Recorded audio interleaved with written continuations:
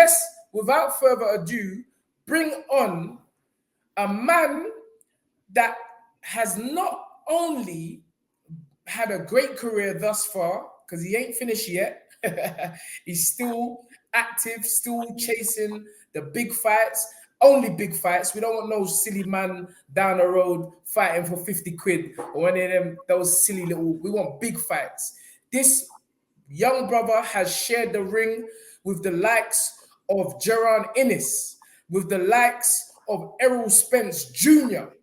Ladies and gentlemen, we introduce to The Fight Is Right a man who recently shared the ring with Conor Benn, the one, the only, the second Chris of the night, Chris Van Heerden. Hi. How you doing, Chris? Gentlemen, Yes, gentlemen. brother. Wait, then, Chris, Bro. is that a submarine you got on there? No. What is it? What is it? What is it that you got on? What is it? The shirt. No, No, the watch. Oh, it's a Rolex. Yeah, Rolex submarine. Yeah. Right? It's just no. Yeah, My Chris, guy. you got to excuse Spencer, because when he talks, when he does interviews, he always shows that he's got a Rolex on. Yeah, That's yeah. how he talks. I see, my guy. So when he sees Hey, another man, what he's a part of the Rolex club. what a Sorry, he's pleasure part to of the be on Rolex the club, show, so he man. always- Tunde, he's talking, man.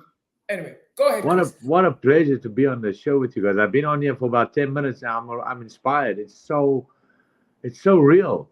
I mean, I've listened to you guys for 10 minutes, and the wisdom and the things you guys just dropped. Man, it hits hard. It hits deep, because it's true. You know, I wanted to chip in and just have shared my comments to everything you guys were talking, and especially sorry for minding me just getting into this, but I feel, you know what I feel the most for right now? It is for Conor Benn. Yes, sir. Because people don't, I'm getting goosebumps. People don't understand how, this is a beautiful sport we're in. It's a beautiful sport, but it's also a very ugly and a lonely sport. And in times like what Conor Benn is facing right now, it is a thin line, man. It is a thin line because of the public. It is a thin line that you can become suicidal. It's a thin line, man. And fuck, man. I want to get emotional. I didn't come in this show to get emotional, but I want to get emotional. I can't help it, because I was there. I was suicidal. I was there after my loss to Errol Spence Jr. Keep in mind, I've never lost up till that fight. I always won. I beat Matthew Hatton on my last defense, the local boy from the UK. And that's why I got a lot of fans from the UK, because of my win over Matthew. But I was also always so used to winning. And then I lost to Errol Spence. Like, I got beat by Errol Spence fair and square. No excuses. And I suffered a loss. And the public, the fans, it's easy for a nobody that sits on a chair at home to write a message on social media that's negative. And we as fighters, we read that stuff. And Yes. even though we shouldn't even let that affect us, because it's a guy sitting on a couch that's never been punched in his face, we cannot help it. But when we read something negative, it hits us. And when you read a lot of negative things like what's going on with Conor now, and I feel for him, it is easy for us to be affected. And I was suicidal. I was lonely, man. I was alone, and I was suicidal. So I want to, man, thanks for bringing that up, because you know what, man, like you said, as of what we know now, he failed the VADA test. So he's guilty. That's all we know. We can't jump to stuff, but it's out there. He failed. And I don't condemn that. And I don't approve of that. And if cheated, whatever, fair enough, pay the price. But we can't just jump to stuff. I prayed for him last night. I prayed for Conor Benn last night, because he's a brother. He's a fighter, and he's got feelings and emotions, and people should be careful what they say. Yes. Very careful. So thank you for bringing that up. Yes. Man. One of the questions I wanted to ask you, Chris, going into the fight, did anything? No, I'm gonna be honest. I'm not gonna sit here now and be one of the many guys who goes, I always suspected that, blah blah blah. You know what? No. You know why? Because I know who I am, and I know how much I respect the sport, and I'm a clean athlete, and following Conor Benn, I go in with the same mentality. I go, he's a very fair man. He's a hardworking horse, and he respects the sports, and he wouldn't do something like that. So it wasn't even in my mind that Conor could um, be on something. That's why, I looked at it like this. I said, he's young. He's 25 years old. He's young. He's hungry, and that's where the passion and the drive and the hunger and the confidence comes from. It's because of that.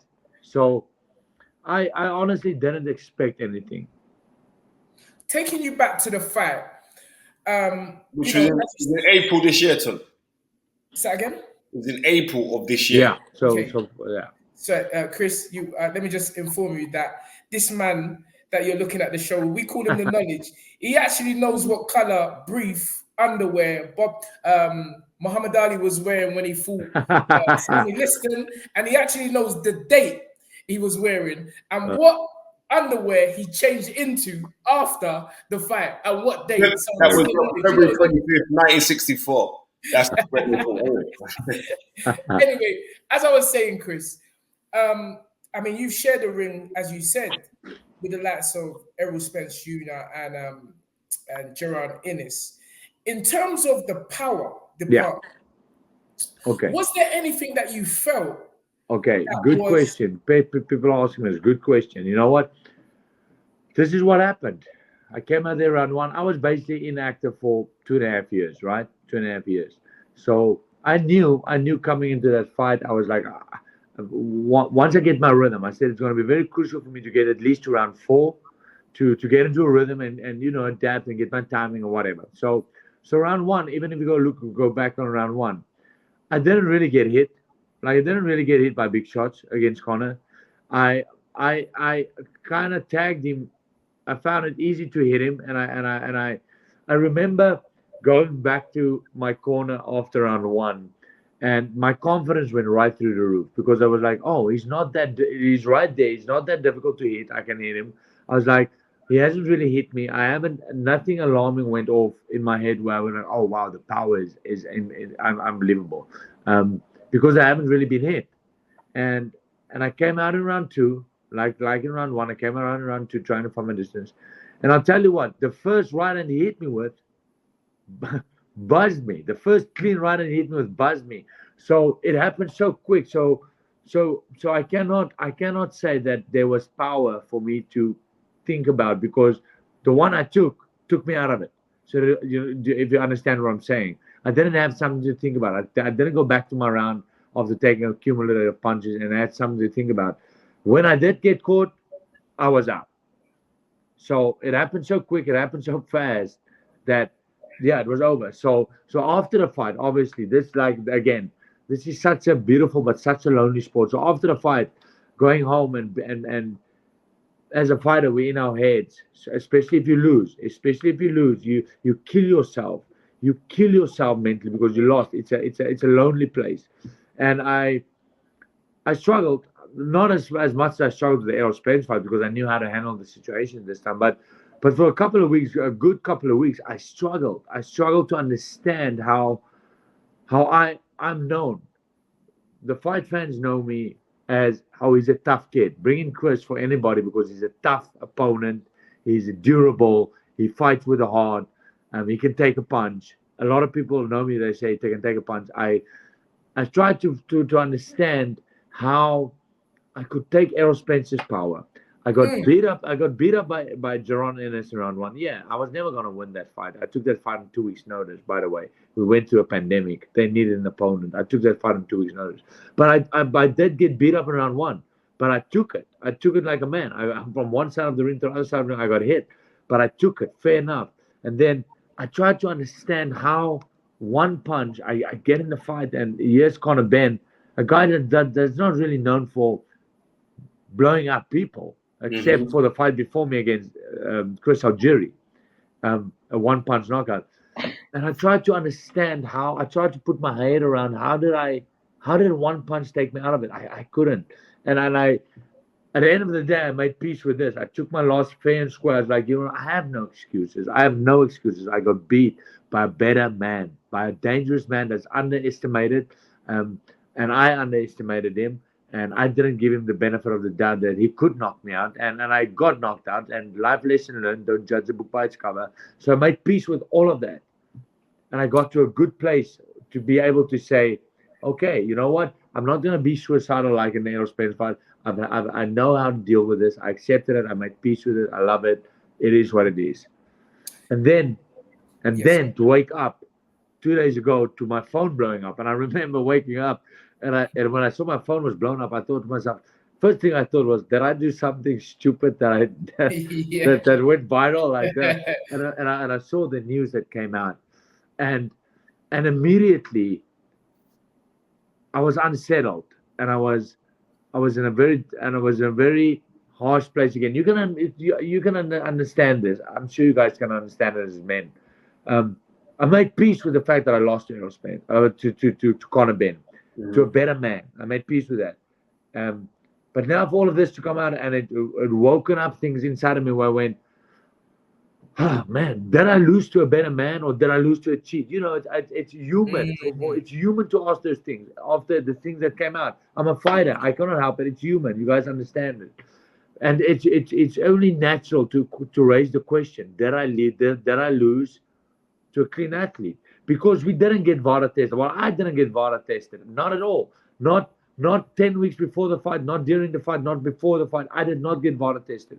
After the fight, though, I got urine tested, not by VADA, by the UK. Tested.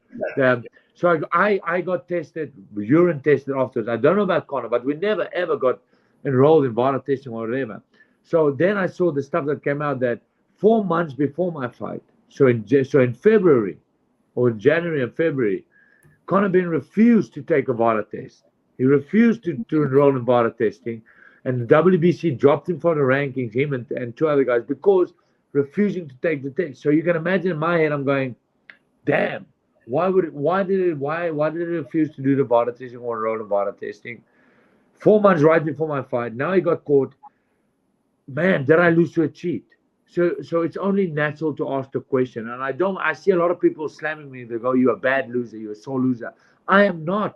I accepted my defeat. I never made one excuse. And still to this day, I pray, actually, because this has actually been good for my career. As bad as it sounds, this is kind of, it's working in my favor, because now it's like, okay, you lost to a cheat, whatever. So it's giving me some, but in the back of my head, I pray that we can come to a solution here, and Conor Benn is clean, and there was a mistake or something, because I love Conor. I have respect for him.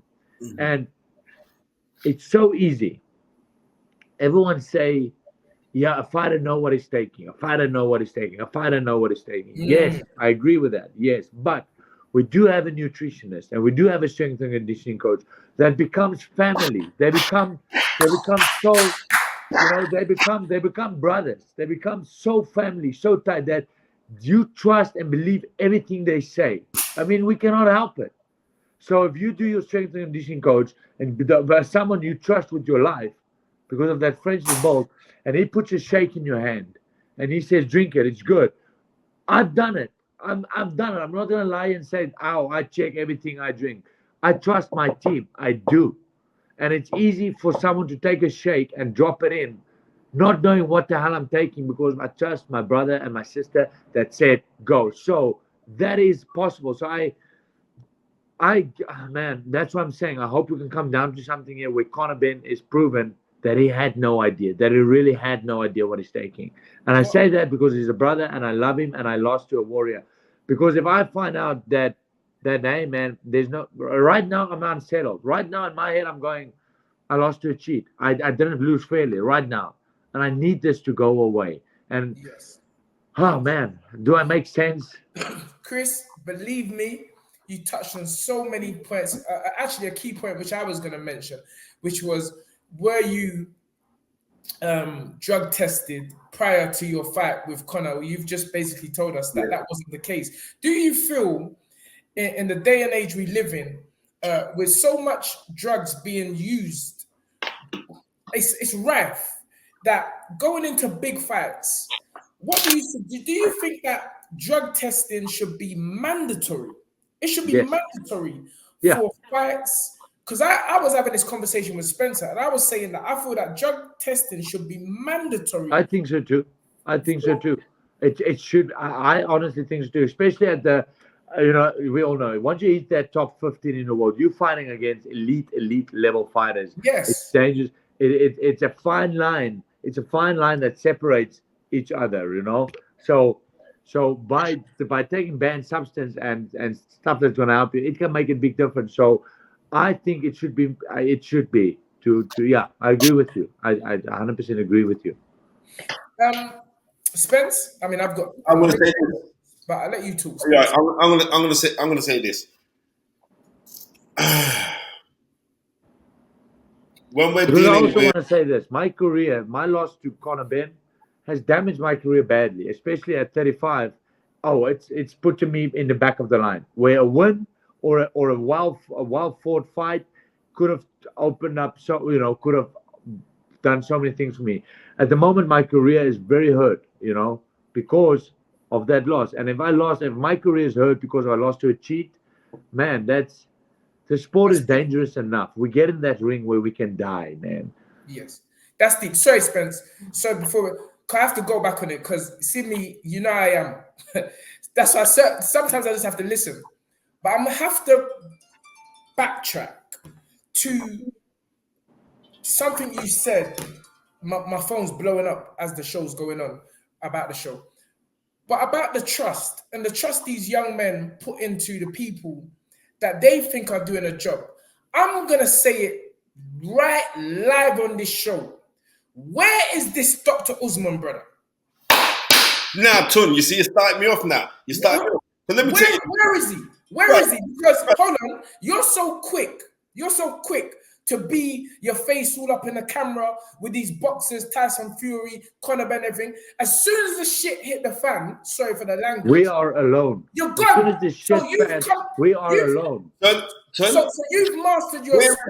Where is he? I want to know where is he? Wait, Spence. So hold on. So you've mastered your thing, which is the medical practice. You've come into our sport, boxing. A young man has been charged with a drug offense. You have been on podcasts telling people how you cheat the system. And when it gets to the down and dirty part, you've scarpered, you've gone. This young man trusted you. Conor Benn trusted you. And you've headed out. At least you should be here on this show talking, giving us something that we can run with. I'm sorry, people. I'm hot. The man deleted his Instagram. Tunde. The man has deleted his Instagram. Anyway, sorry, Spencer. Tunde, what I'm saying is this, yeah? Where is the doctor? We need to put a witch hunt out for him right now. We need to go back to when Ali fought Sonny Liston and he went out on a bear hunt to go find this man, this perpetrator of the sport. He's the man seriously, because Chris, thank you so much for breaking it down. You have a nutritionist, he just comes after you've done training. Drink this, take that. Reason why? Because you're trusting these man. How come? Why is it in boxing? I want to know this. Why is it only in boxing? You couldn't do that in football. No. I want to know your track record. You couldn't do that in basketball. Accountable. Right. And the thing about it is this, call the doctor. I want to know what this part here. Call this man, they need to find him. Yes. ASAP. Before anybody, he needs to be found, right? Because as Chris Eubank said earlier, yeah, when I read the statement the other day, that he was prepared to sue anybody of involvement of this fight with attempted murder of his son. Find this doctor, man. That's what I'm saying. Because I see Tyson Fury was saying he spoke something about the doctor. I don't know when it was. I'm saying recent, how he respects his doctor and blah, blah. Where's the doctor now? You know, one of the reasons... Where is the doctor now, Tunde? Chris, one of the reasons why we held back from speaking since the news came out is because our channel is not known for a gossip channel. We're not a gossip channel. Our channel is a platform where fighters, promoters, managers can just be themselves and talk their truth, just honestly. And it just upsets me now that our sport has been brought into disrepute. Thank God the fight didn't go on. Imagine this news came out after the fight. I mean, it's really it's baffling, Chris. Spence, ask Chris some questions. I'm going back to the doctor. This doctor can't. I can't. I got to go right back to the doctor. That's what I got to go back to. That's right, man. That's right. This is this little witch doctor, man. Find this doctor, man. Find him, right? Because I know for a fact, and I'm so happy that you said what you said, Chris, where you're saying that you entrust these people. These people are your brothers. These people are your sisters. They get brought to the camp. Right, I'm not even gonna lie, man. It's the truth, people, and it's the truth. It's the truth. We trust these people. We don't check everything they give us because they are our team. In my mind, I'm like, he would never do that to me. He wouldn't go that far to jeopardize my career. Like, I trust him with my life. We do, and my strength and conditioning coach, I'm thinking about it right now, has put in a shake in my hand so many times right after training. Man, if you're exhausted after a 2-hour training session and you're exhausted and your conditioning coach gives you something to drink, believe me, the last thing that goes in your head at that point is it clean? You are so thirsty. You are so exhausted. You down whatever they give you. You do it. You trust them. Chris, can I ask you? Sorry, thank you very much, Mr. Joseph Ross, for the £5. Thank you. Joseph Ross. Thank you. What was baffling to me is that even after the news, let me just read something that was written in the Times newspaper, which is a highly respected paper here in the UK.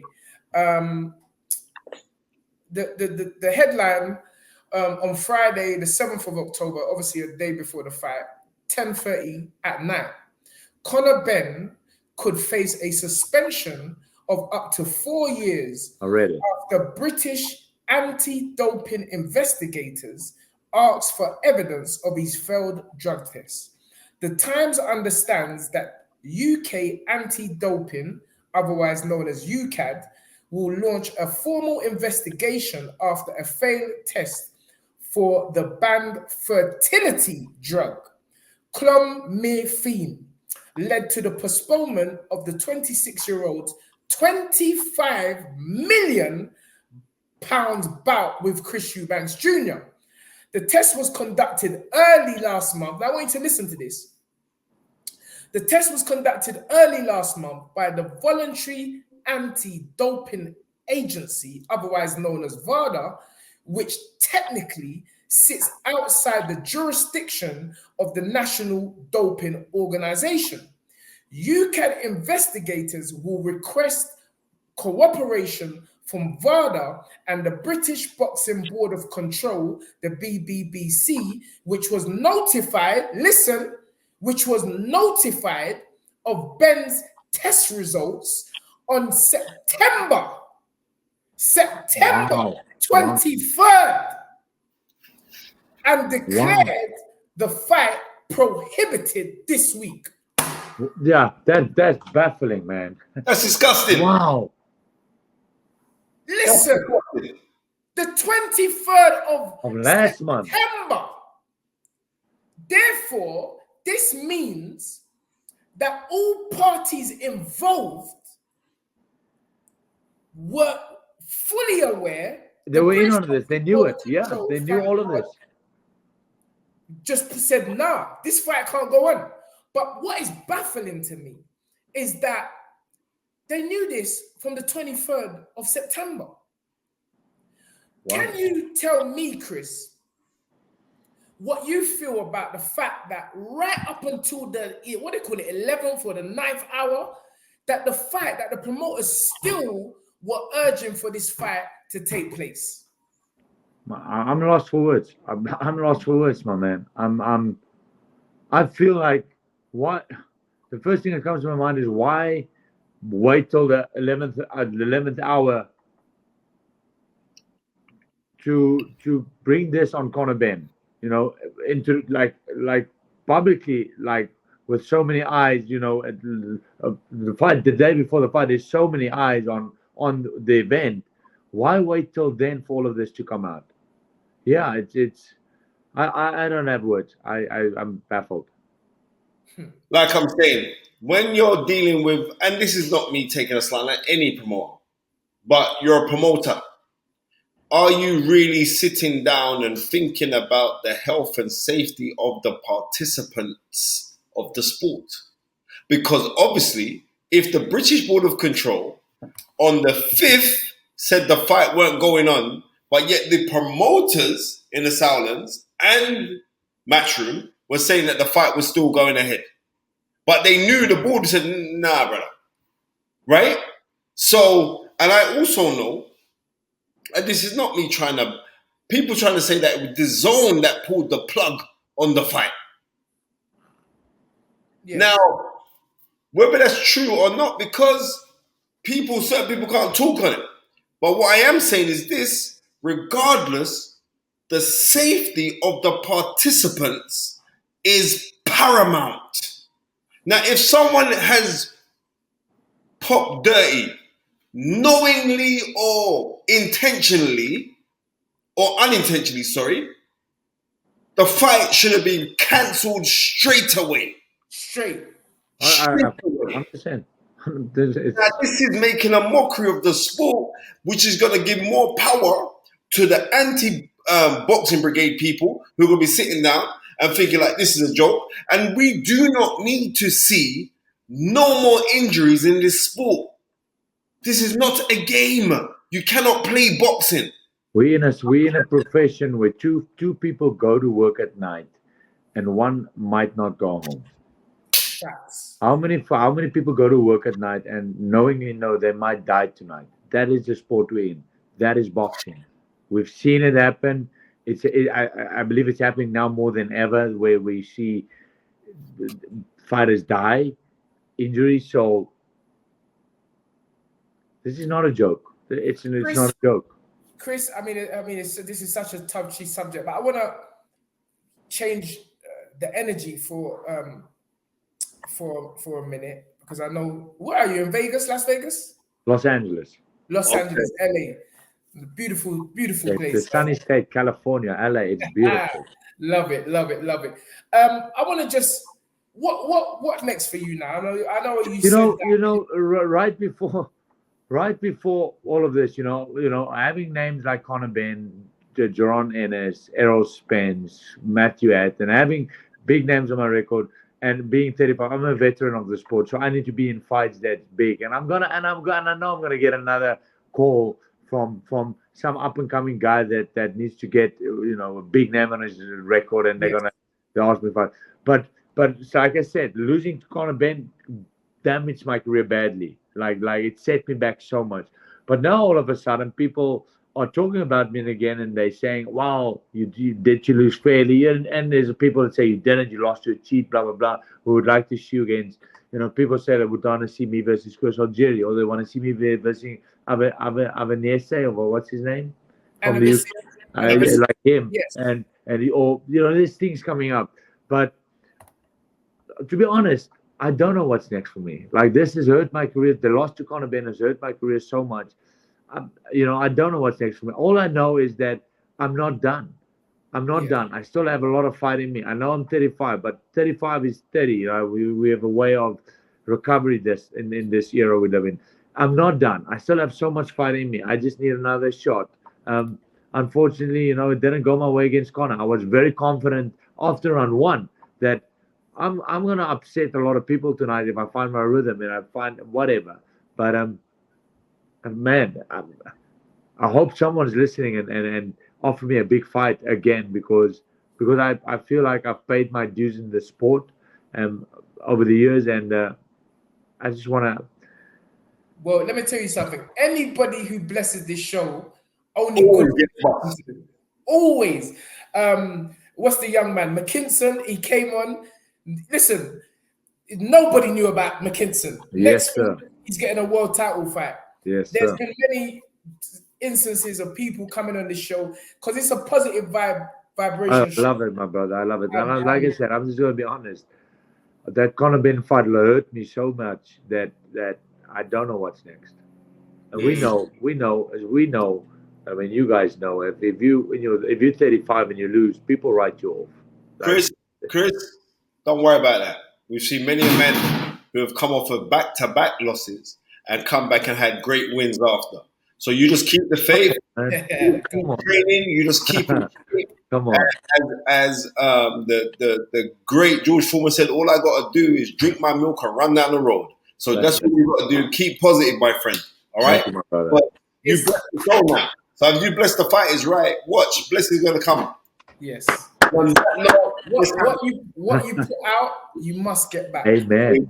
Amen. Amen. Yes, yeah. Thank Yes. you. Thank you. Pleasure having Chris Van Heerden on the show, former IBO world champion. And also, before you go, Chris, the time that I really started to know about you was when you beat Raymond Na. What was that? Rayna from Ghana. Raymond, I know, man. The Ghanaian guy. Rayna.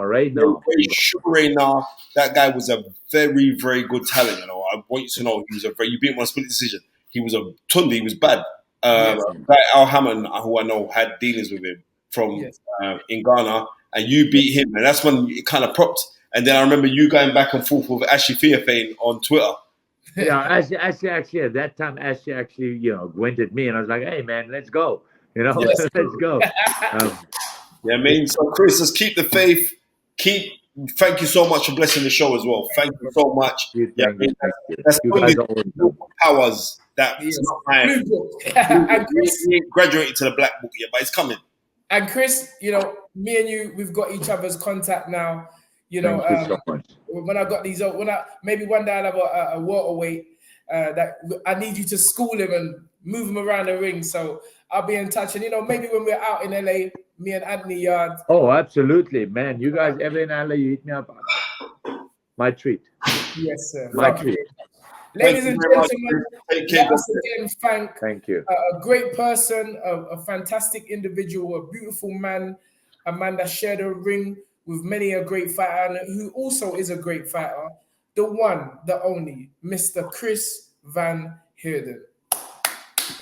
Big up, Chris. Take care, brother. Have a wonderful Sunday.